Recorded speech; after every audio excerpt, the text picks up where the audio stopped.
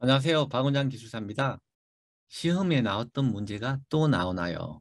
기출문제는 어떻게 공부해야 되는지 기출문제 공부법에 대해서 이야기해 보겠습니다. 먼저 기술사 시험 문제가 어떤 것들이 출제되는가 문제 분류를 한번 해보면요. 대략 세 가지 유형으로 분류됩니다. 첫 번째, 공법이나 기술적 내용 중에 중요한 사항들, 꼭 알아야 될 내용들 이런 것들에서 출제가 되고요. 두 번째, 조금 덜 중요한 주변 것에서 출제됩니다. 세 번째 유형은요. 일회성 문제인데요. 출제자가 개인적으로 뭐 내고 싶어서 냈다거나 또는 그때 당시의 시사성인 그런 문제들이 있습니다. 이렇게 세 가지 유형 중에서 어디에서 많이 출제되는지 살펴보겠습니다. 가장 많은 빈도로 출제되는 것은요. 당연히 1번 중요한 사항이 제일 많이 출제됩니다. 여태까지 3번, 4번, 5번, 6번 이렇게 수시로 출제돼요. 저번 회차에 출제되어 있는데 이번 회차도 또 나오기도 하고요.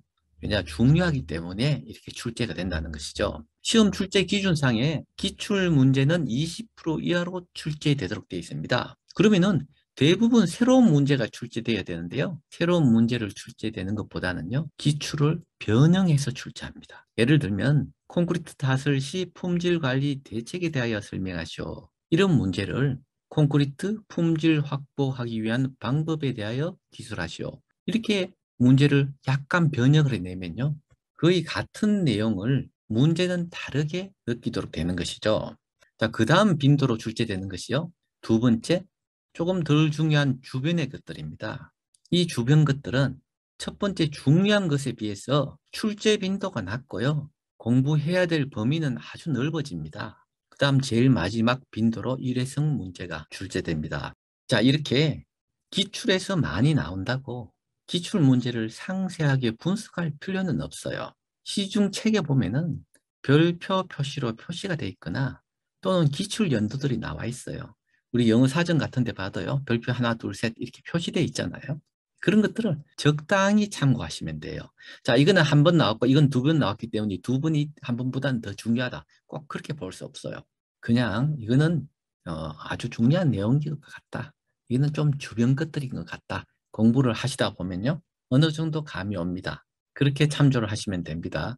자, 마지막 결론으로 그러면은 공부하는 순서는 어떻게 해야 되느냐? 자, 순서를 말씀드리면요. 첫 번째 먼저 1번의 중요한 것을 공부해야 됩니다. 내가 기술을 했을 때 합격점 이상이 되도록 공부를 해야 돼요. 자, 이렇게 중요한 것을 우선적으로 공부를 하고 나서 시간 여유가 있으면 2번 주변 것들을 공부합니다. 하지만 이 주변 것들은 범위가 넓으므로 어느 정도까지만 공부를 합니다. 자, 시험에 한두 번 나왔었다고 다 내 것으로 만들고 다 알려고 하면요. 잘 안 돼요.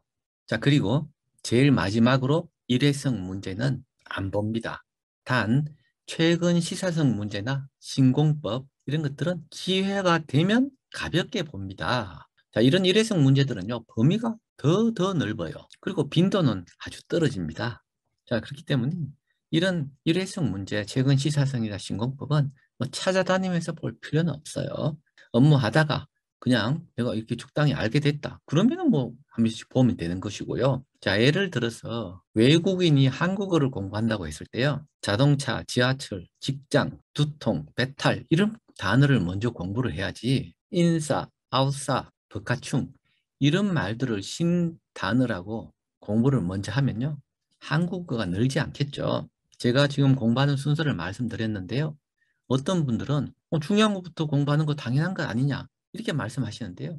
공부하시는 분들 중에 많은 분들이 1번의 중요한 것보다는 2번, 3번 것들에 더 치중을 합니다. 정작 1번 중요한 것들은 적으라 하면요. 60점이 안 나와요. 심지어 어떤 분들은요. 이 중요한 내용들을 적으라 하면요. 적는 문제마다 다 60점에 턱없이 모자라요. 그런데도 자기가 중요한 것들을 다 잘 알고 있다고 생각하고요. 주변 것이나 일회성 문제, 뭐 그거보다도 더 넓은 범위를 공부를 합니다. 그렇게 해서는 실력이 늘지 않습니다. 또 기술사 시험은 6문제 중에 4문제를 작성하는 시험입니다. 뭐 쉽게 말하면은 기출 문제 중에 3문제 중에 1문제는 몰라도 된다는 것이죠. 출제 빈도가 낮은 것까지 다 암기하려고 하면요. 우리 머리 용량이 한정돼 있으므로 오히려 합격하기 힘들다는 점을 참조하시기 바랍니다. 이상 박 원장 기술사였습니다. 감사합니다.